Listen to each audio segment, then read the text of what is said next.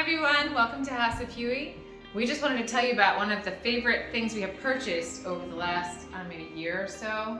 So one of our nephews walked into our living room and he was sitting here walking around playing his video games, and then finally we hit the remote and turned on the TV and he jumped out of his skin because he thought that our TV was a painting, and he was sitting here for hours wishing we had a TV.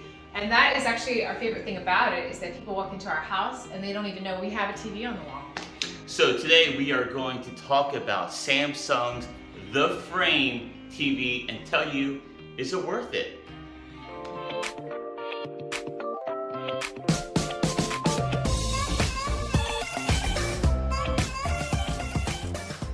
All right, let's talk about interior design and pet peeves. So Noelle, I've always wanted a TV.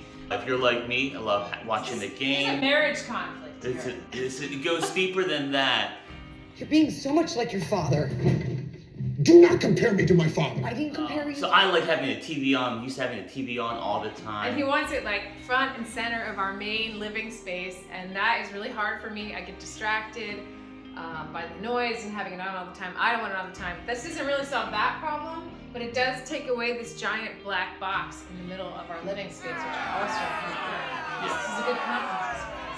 Yeah, so the idea is, what if we can make the TV, when it's not on, something that is pleasant? So after lots of pushing and shoving, metaphorically speaking, you kind of convinced me that we should invest in the Frame TV. So let's talk about the pros and the cons of the Frame TV. Obviously, the thing that we really love is the way it looks. It comes with an art gallery, which we got free for a year, but then after that time you either can upload your own gallery images or you can purchase gallery images online, or there are a few that you can get for free. But I think it's a great benefit that they have famous artwork, the MoMA, everything's on there, and you can display famous artwork. Recently in an art class, there was like a very more obscure Van Gogh painting that came up on the screen, and our younger daughter said, "Oh wait, that's the Potato Eaters, I know that." And so our kids are learning about artwork from our TV, which we love. And they have these bezels that you can snap on, so it takes away even the black edge of the frame.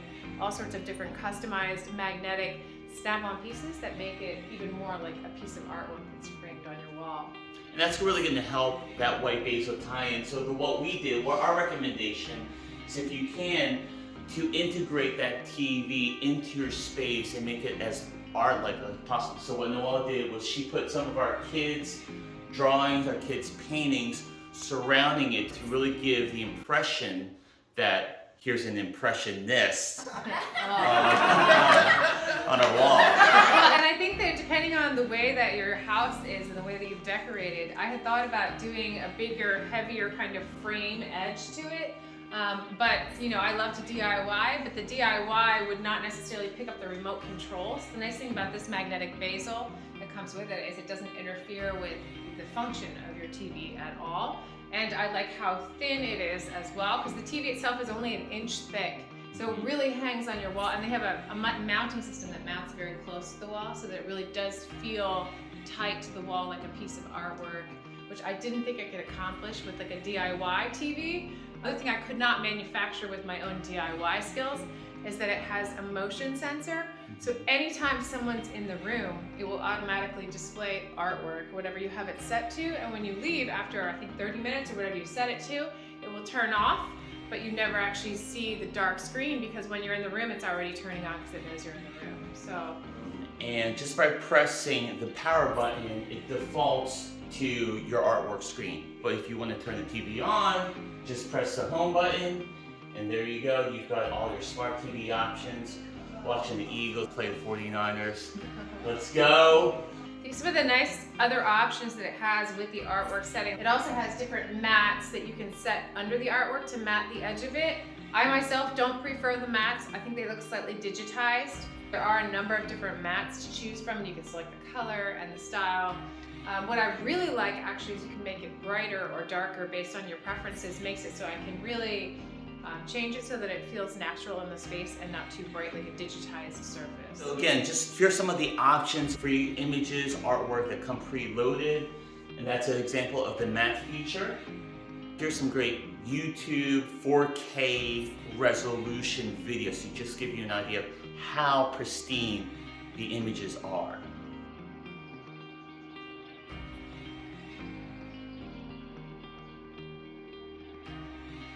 So those are the things that we love about the pros, but let's talk about the cons, okay? I mean, it's more expensive than a regular TV. So that was what took us so long to purchase it is, you know, we're always trying to get the best deal and we didn't want to put out the extra money so we thought of all the ways, went around and around and around and came back to the same starting point of trying to make a DIY that we couldn't accomplish the features that are available in the Samsung frame without just getting this unit itself. The truth is you could get a similar size TV from even Samsung at maybe 3 times less the cost of this TV. 2 to 3 times less. So it depends really what you want. Do you want the size of the TV or do you want this extra function? You're paying for a luxury. We get it. It's a premium feature. But the good thing is sometimes there are deals throughout the year. So I'm going to include the link below to this TV. And just watch out for the certain times of the year, Super Bowl Sunday, Black Friday, where you're going to see a pretty good discount on these TVs. Yeah, we've seen it go down $200 or $300 when it's on sale. Yeah. So just so that you know, it does occasionally, a couple times a year, go on sale. The other con that we have is that the art store does cost money. It's around $50 per year. Know that you're going to have to subscribe if you want that constant access of new images, new artwork. So for me as a designer, the difference in price is something, but it's not worth the difference for me in terms of the experience of being in the room with something that feels like a piece of artwork versus something that's really detracting from my space. So given the choice, I would never buy a regular TV again because I just love this so much and I do feel like it enriches our life. So I enjoy it and it's a great product and it works really, really well. Thanks for watching. Please make sure to like and subscribe and leave a comment down below. We'll see you at the next video.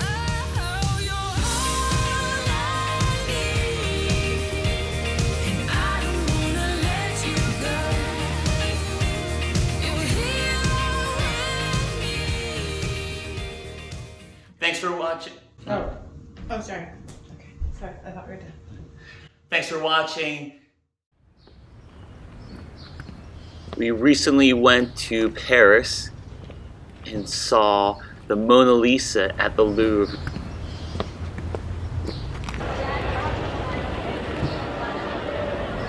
As you can see, tons of people here waiting in line to get close, and I said, we don't have to do that, we have this thing in our living room.